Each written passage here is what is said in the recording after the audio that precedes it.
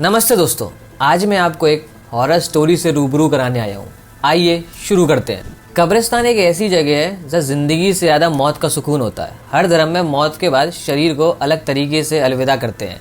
हिंदू धर्म में शरीर को अग्नि में विलीन कर देते हैं, जबकि मुस्लिम और क्रिश्चियन में शरीर को दफनाया जाता है। जहाँ बॉडी को दफन करते हैं उस जगह को कब्रिस्तान कहते हैं।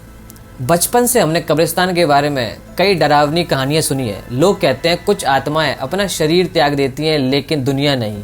वो आत्माएं अक्सर उसी जगह के आसपास भटकती हैं जहां उनका शरीर दफन होता है। ये कहानी है 20 साल के आमिर की। आमिर अपने अब्बू के साथ एक छोटी सी बस्ती में रहता था। उसके अब्बू इतने बीमार थे कि वो अपने बिस्तर से उठ भी नहीं पाते थे। बचपन से ही आमिर जिंदगी के बोझ उठाने लगा। वो रास्ते पर लोगों की गाड़ी के टायर में हवा भरता था। चंद रुपए इकट्ठा करके वो अपने और परिवार का गुजारा करता था। पर एक दिन सब कुछ बदल गया। आमिर के अब्बू की तबीयत इतनी खराब हो गई कि वो इस दुनिया से ही चले गए।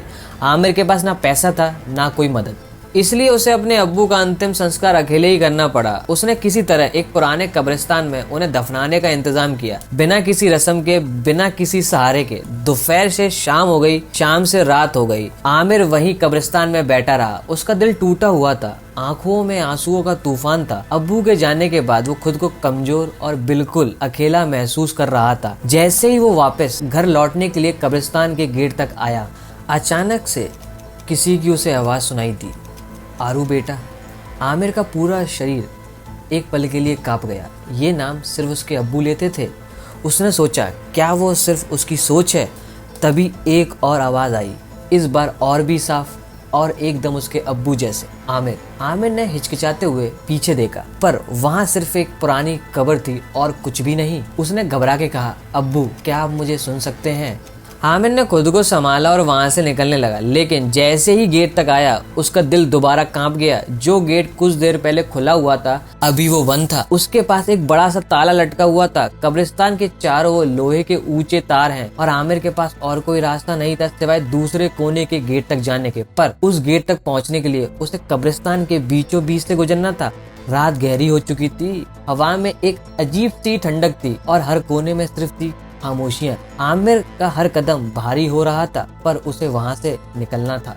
थोड़ा आगे जाने के बाद उसकी नजर एक आदमी पर पड़ी जो एक कब्र के पास झुका हुआ था, बिना हिले बिना बोले। आमिर ने हिम्मत करके उसे आवाज दी, भाई साहब। कोई जवाब नहीं। धीरे धीरे वो उस आदमी के पास गया। उसने उसके कंधे पर हाथ रखा और तभी वो आदमी धीरे से अपना सर घुमाता है, लेकिन गर्दन पूरी उलट जाती है। उसका चेहरा इतना भयानक, लाल आंखें जख्मों से भरा हुआ था। आमिर ने चिल्ला के पीछे भागना शुरू कर दिया। उसकी सांस भी फूल गई थी।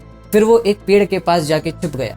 लेकिन डर का सिलसिला यही नहीं रुकता। थोड़ी देर बाद एक गहरा कोहरा छाने लगा। कोहरा इतना ज्यादा था कि सामने कुछ भी दिखाई नहीं दे रहा था। तभी उस कोहरे में एक औरत की परछाई दिखी जो तेजी से आमिर के सामने से गुजरी। फिर एक छोटा सा बच्चा भागता दिखाई दिया और उस बच्चे के पीछे वो औरत दौड़ रही थी। बच्चा कोहरे में गुम हो गया, पर वो औरत आमिर के बिल्कुल पास आकर रुक गई। आमिर का दिल जोर जोर से धड़क रहा था। उसने धीरे से सोचा, ये औरत मुझे घूर क्यों रही है?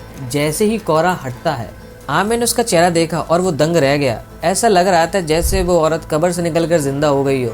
उसका चेहरा एक मरे हुए इंसान का था, सूखे होठ, दर्द भरी आंखें और चेहरे पर मिट्टी के निशान। आमिर ने पीछे हटना चाहा, लेकिन उसका पैर फिसल गया और वो एक खुली हुई कब्र में जा गिरा। उसने बाहर निकलने की कोशिश की, पर उसे लगा जैसे किसी ने उसके पैर खींच लिए हो।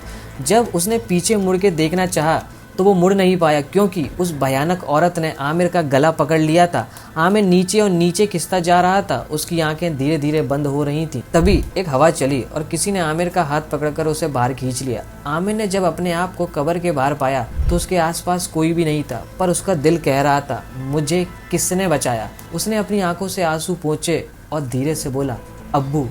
उस रात आमिर ने समझ लिया, जिन लोगों का प्यार सच्चा होता है वो मरने के बाद भी कभी किसी का साथ नहीं छोड़ते। अगर आपको ये कहानी पसंद आई हो तो वीडियो को लाइक करें और ऐसी स्टोरी देखने के लिए हमारे चैनल को सब्सक्राइब करें। और हाँ, अपने दोस्तों के साथ जरूर शेयर करें। AK Neeraj signing out.